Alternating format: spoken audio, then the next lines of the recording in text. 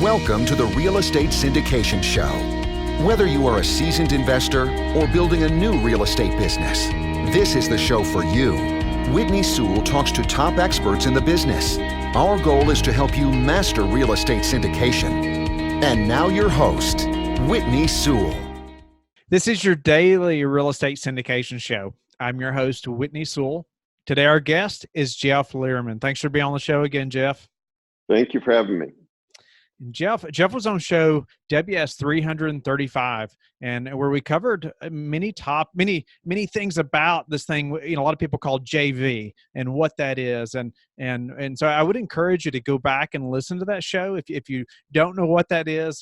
Just by hearing that, but it's joint venture, and we really talked about the differences in joint venture versus syndication, and why you might use a joint venture versus a syndication, or type of structure. So. And Jeff laid out many things there that are very important, and we're going to cover some of those initially in the show, and then we're going to move on to some other terms and some other things that need to be in that joint venture agreement that are very important for you to know. But a little about Jeff quickly. He has established a nationwide reputation as the real estate investor's lawyer. He helps investors nationwide with their transactions. Clients tell him that what sets him apart from other real estate lawyers is that Jeff is also an investor, and he uses his investing experience to provide more practical, creative, and effective solutions. So I think that's a great quality about an attorney that's on your team as well, is that they are also an investor. And when you're vetting an attorney or CPA or whoever that teammate may be, that's something I'm going to ask, like, well, do you invest in real estate? What's your experience?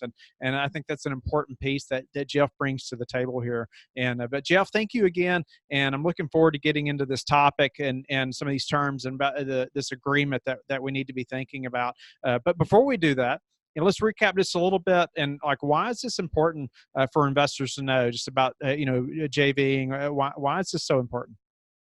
So and again, of course, we're going to capsulize this and not go through everything all over again. This is just to tee it up.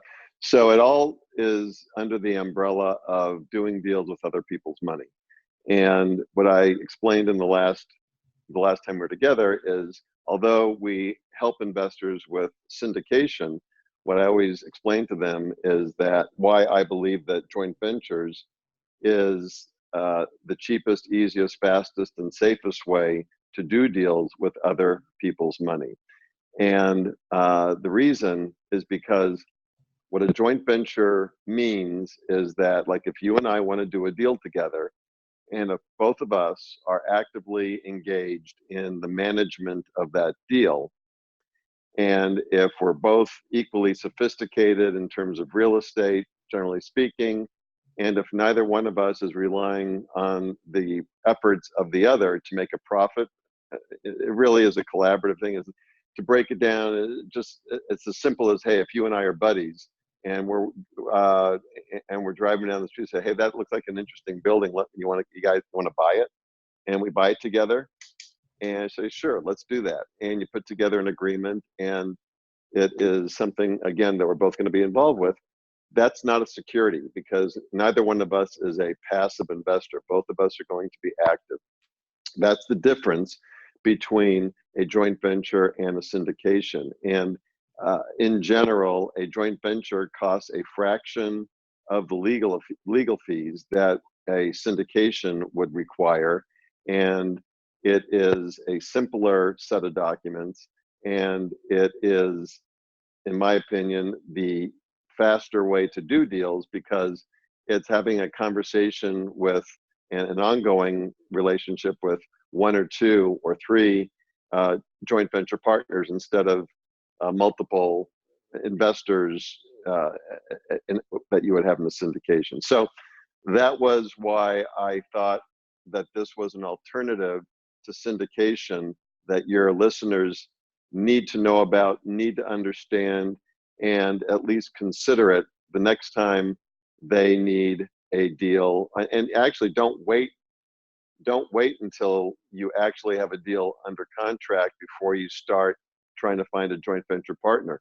It should be something that investors have always in the back of their mind. And when you run into somebody at a networking event or somebody who you think might be a good candidate because they have enough wealth to actually help provide all the money you need, or at least a good chunk of it. Start setting up that relationship then, so you have that database of potential joint venture partners ready to go, and all you got to do is pick up the phone. So that's the I think the essence of what we covered in the last interview. Yeah, and I think you hit a couple like important points there that are worth saying again. Just like you're not relying on the other partner to make the profit, and that you're both active, and so obviously in syndication we have limited partners who are completely passive, and they're depending on the general partnership to turn this property over, whatever it is, to go through the business plan and make the return, but they don't play any kind of active role, and so that's why we have to syndicate. That's why we're syndicating. But this is such an important topic, so because it may not always be necessary, and that's why I want the listeners to know about this as well, and it's such an important topic. But going into thinking about joint ventures and what type of documents do these partners what are we going to use as far as partners and to set up this agreement? I want to answer that, but I also want to add one more thing to that last point, which is you don't need money in order to make it. Your primary need does not have to be that you need money for your deal in order for a joint venture to make sense. As a matter of fact, and there was an article in the Wall Street Journal that was talking about how family offices being defined, at least in the journal, as a multi-generation, ultra high net worth family that invests in real estate. And the article was saying how the growing trend for family offices is to be doing more joint ventures, not because they need the money. The money isn't the reason. They do it to diversify their risk, to diversify, to partner with somebody who might be a good strategic partner for reasons beyond money, for if they want to find a partner who's got expertise that they don't have, whatever. So for those listeners who are saying, well, gee, I don't really need the money, even if you've got all the money you need, there are a lot of family offices or just wealthy individuals who joint venture for other reasons which make a lot of sense. So anybody who's listening to this, you can use a joint venture to solve a lot of problems and get a lot of benefits other than just if you need money. So having said that, to go back to your question, what kind of documents? So let's stay with the contrast for a second. And I wanted to say too, that document you're talking about, it'd be great if you would share that in the group. I'd love to read that. And I'm sure others that are listening would like to as well in the Facebook group. You mean the actual document that we use? Oh no, the Forbes, was it a Forbes? The article. The Wall Street Journal article. Yeah. Yeah, Wall Street Journal. I'll email it to you right after this. Okay. Yeah, that would be great, and we'll put it in the group because I'm sure the listeners would like to listen to that in the Real Estate Syndication Show Facebook group. So yeah, so go ahead with the documents that those JV partners need to be thinking about. So generally and typically, and if you were doing a syndication, let's say you were doing a Reg D Rule 506B accredited investor only offering in the syndication, which when I syndicate, that's all I do personally. That's the exemption that I use, and I do only accredited investors only. That's my preference. You could do non-accrediteds too, but my preference. But that's the simplest form of syndication. So if you do that, you're going to need a PPM, private placement memorandum, which is going to include subscription agreement and description and all the disclosures and the business description of the business, the real estate, whatever is involved in the actual deal. You have the investor suitability questionnaire. You've got all of that, and then you've got on top of that Form D and registration statements, all of that. And those are just the things, the typical things that you're going to have at a minimum.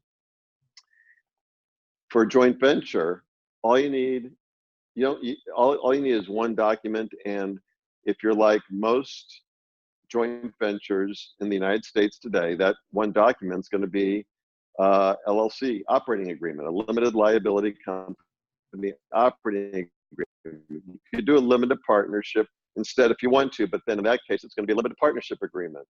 Those are the two usual ways to do a joint venture. You could also do a tenancy in common agreement, and that's possible too for you if you want to do it. We could talk about in a little bit why that is an alternative.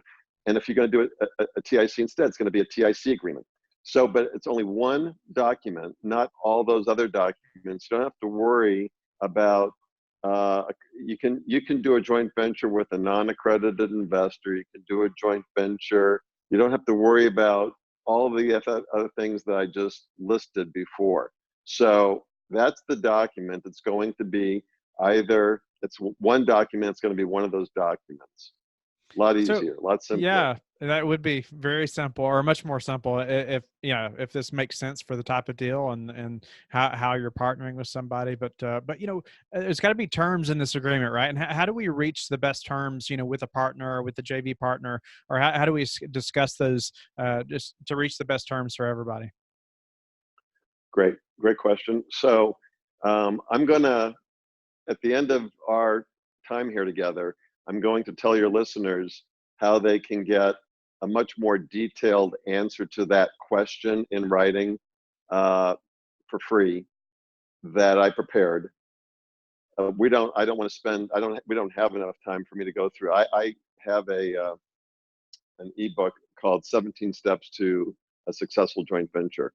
What I thought we should do for purposes of today is let's hit on the 4 or 5, in my opinion, single most important terms or issues for discussion when you are putting together an agreement with your joint venture partner. So let's just focus on those. Good. Okay. So one of the first things that we talk about is what is the best business relationship for us to work together. So let's use you and me as our hypothetical prospective joint venture partnership. And let's say that my main reason for coming to you is because I need money. So yeah, we could do a joint venture where you could be bringing some or all the money and whatever. But if all you're doing is bringing the money, we could also have a lender-borrower relationship. We can cut a deal where we just do a private money loan, and that's how we can get the benefit of our relationship. You can get what you want, which is a return on your investment, not as much as if we were partners theoretically, but that's one way we could work together. The other possibility is to put it together where it's an active investor versus a passive investor, if you really want nothing to do with it, in which case it would end up being a syndication.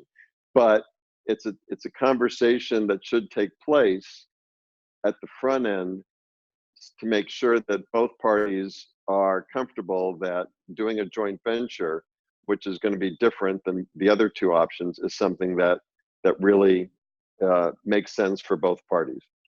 So that's the first thing that people should be talking about. The next term, and if you have questions about any of these, jump in, because I was just going to go through and go through these in sequence. Okay.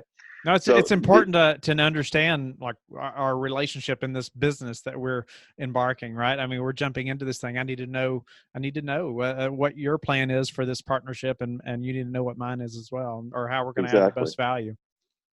So then the next question is, what is the best form of ownership for us? Let's assume that we have gotten past that first talking point, and we say, yeah, let's do this. We want to do this, both be actively engaged. So we still have choices to make. One choice, which I'll mention, not because I recommend it, but because in case anybody thinks it's an option, general partnership. You could do a general partnership. I can't imagine a scenario where a general partnership would ever make sense, because in a general partnership, if that's what you and I did, we would both be individually fully responsible for all of the liabilities of the partnership, and there's no asset protection there, and it makes no sense. I can't remember the last time I did. Certainly that I did a general partnership, and every general partnership I've seen in the last, I don't know, 2 decades has been limited partnership. So it would be a limited partnership or a limited liability company. Limited partnership or limited liability company. Limited partnership in a joint venture doesn't really make much sense because there'd have to be a general partner and limited partners. And so it's an option, but again, it's difficult for me to imagine a scenario where that made the most sense. So that leaves 2 other options, an LLC or a TIC. Limited liability company is the most common, most popular way for joint venture partners to do a deal together. And a TIC is, again, a tenancy in common. And the main reason partners end up doing a TIC, and I've done this, I'm doing this with deals I'm involved with now, and I've done this in the past, is when you should have a conversation at the beginning saying, okay, when we exit this and we sell, do we want to have the flexibility to be able to do a 1031 exchange and go our separate ways or stay together? And no matter how strong the partnership is on day one, it's not a bad idea to do a TIC so you do have that ability to go your separate ways, not because there's a problem in the relationship, but for whatever reason, you may have reasons that you want to take the money now, or you might not like the next deal that I find, or vice versa. So if you want maximum flexibility in a joint venture, a TIC is the way to go, in which case, again, you'll end up doing a TIC agreement instead of an LLC. So that's an important conversation to have up front. And because if you don't have that conversation up front, you can still start with an LLC and do a TIC later, but it is a hassle to have to change it later. And if you are going to change it later, generally you have to change it at least 1 year before you sell. Otherwise, you cannot do a 1031 exchange. So it's good to be proactive and forward thinking. And this is the time to have that conversation up front. Does that make sense? I know, yes, it does. And I know I've learned the hard way that like every partnership is going to end, whether that is, whether it's a year from now, 5 years from now, or whether it's, at death, I mean, it's going to end. And it's, before this partnership is, or before the LLC, I guess, is completed, that you need to decide what happens when when you exit, how you're going to exit. Right. And, but another question I had for you there, as far as, this LLC is, should, or do you recommend, say, my LLC and your LLC have ownership in this new partnership that we're having, or does it matter?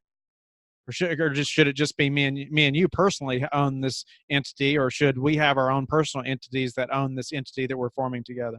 You can do it either way. It really boils down to asset protection, and that was my next point. That if you are considering a TIC, you still have the asset protection issue, and so you can do it one of 2 ways.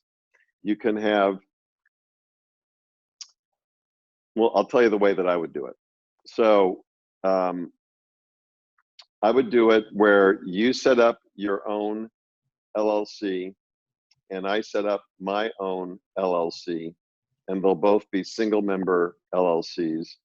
And then together and then we form another LLC where those 2 LLCs can both, although actually if you're doing it if you want to do for a true 1031 exchange, you really have to just keep them separate. So it'll be your LLC and my LLC. And then we'll have a TIC agreement where our 2 LLCs are parties to that. So that's the way to do it. If your main objective is to keep that flexibility to go your separate ways in a 1031 at the end.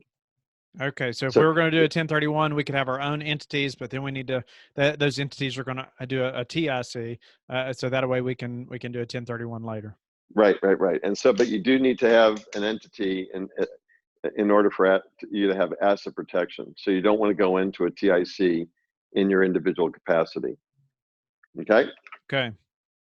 So the next question is, who will be doing what in the deal? One of the biggest, I do transactions as well as litigation. And one of the biggest disputes, so we handle partner disputes, and we've handled our fair share. And partner disputes, everybody wants to avoid disputes in general, but you especially want to avoid partner disputes just because when it comes to real estate, they tend to be more complicated and expensive to resolve just by the very nature of the fact that it's a venture involving real estate, and if we're talking commercial real estate, the dollars involved are high. So the litigation costs tend to be high. So what you want to do is you want to manage the partners' expectations from each other. That is one of the biggest causes of disputes, is I thought you were going to be doing this full time. I didn't realize that you got 50 other things to do, and all you were actually going to be doing is just putting in money, and you're only going to help me out with this one part, but I'm doing everything else. So in general, whatever the specific facts are, a big reason for the dispute is the partners were surprised that the other side didn't do what they expected them to do. And so that's a really important to have that conversation. In that connection, details and specifics are critical. So break it down. What's every part of this? Who's going to get the loan?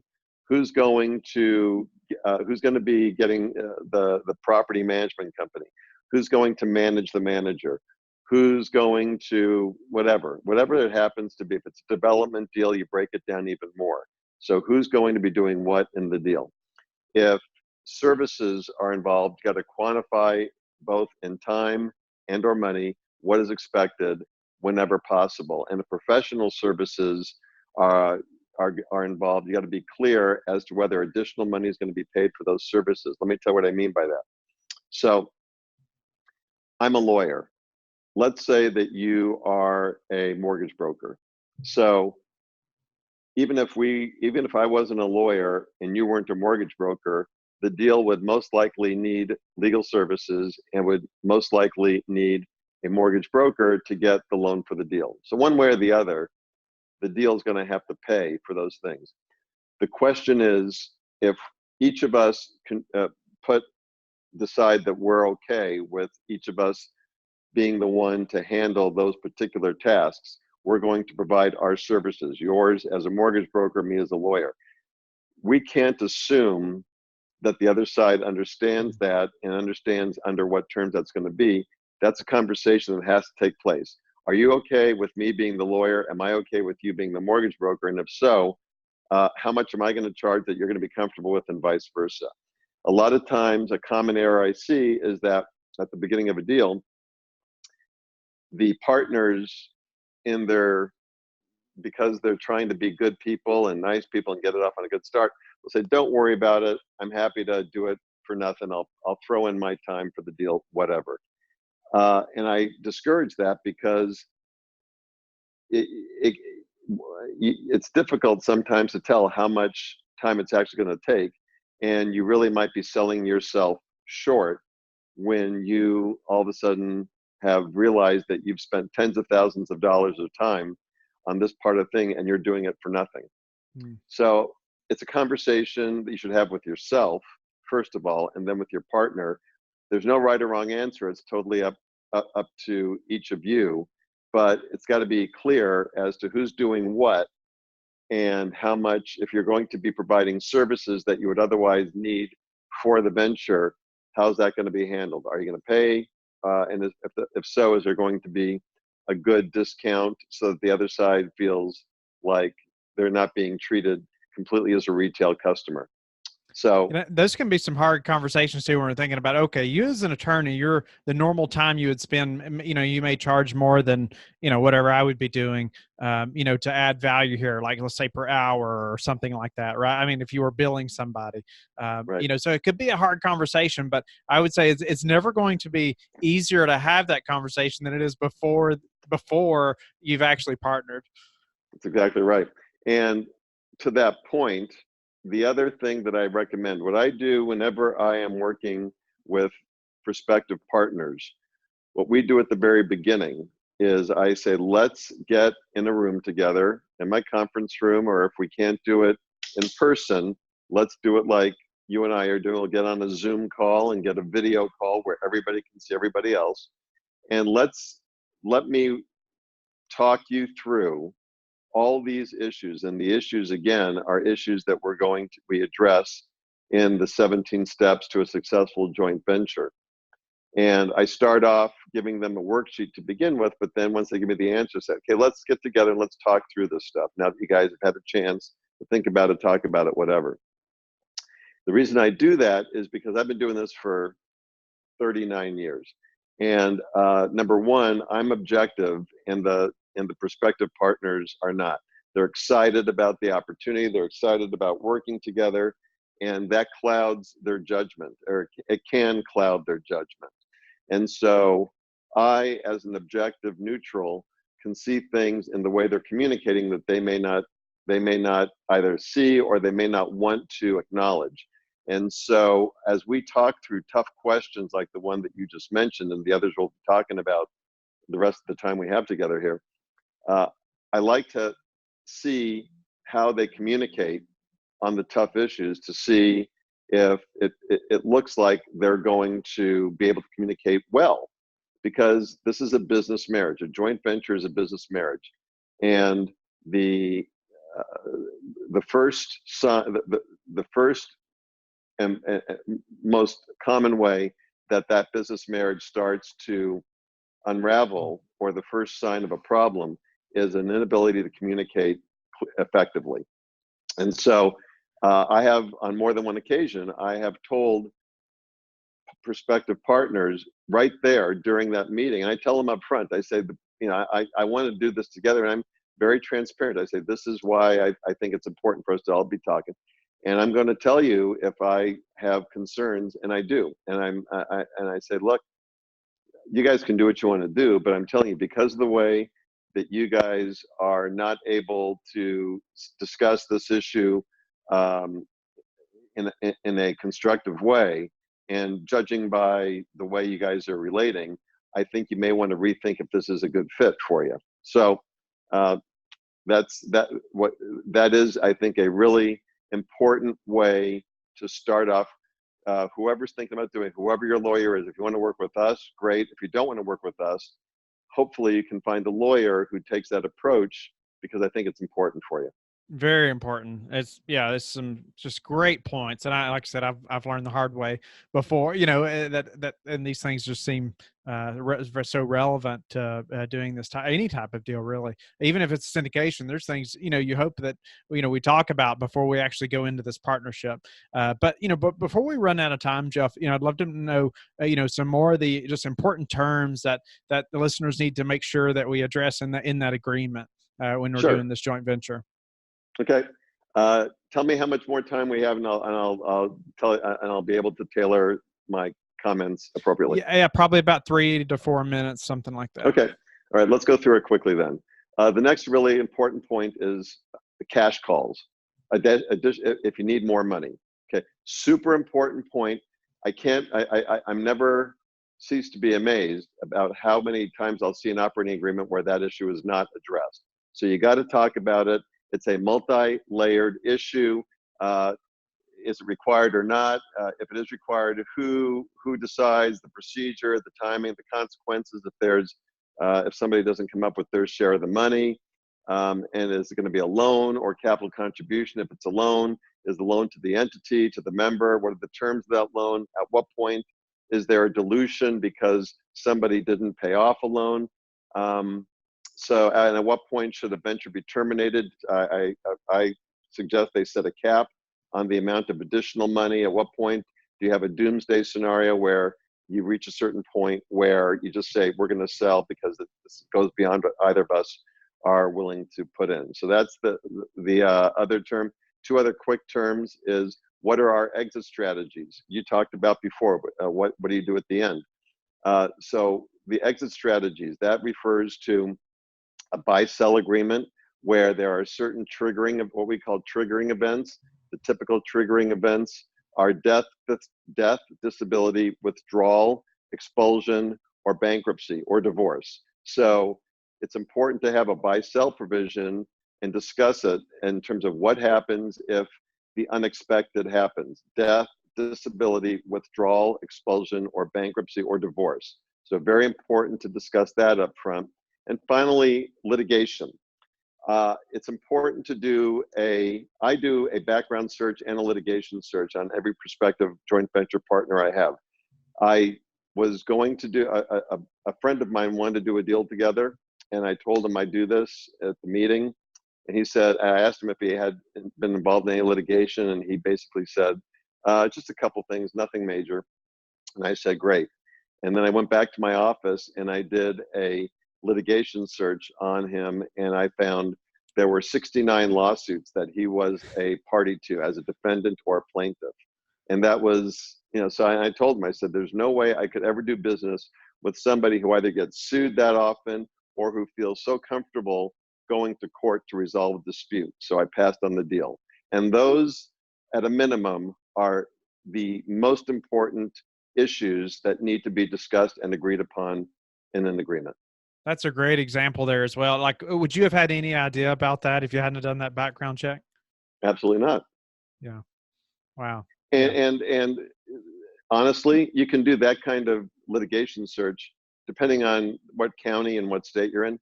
I did it in less than 5 minutes, and it didn't cost me a penny. Wow.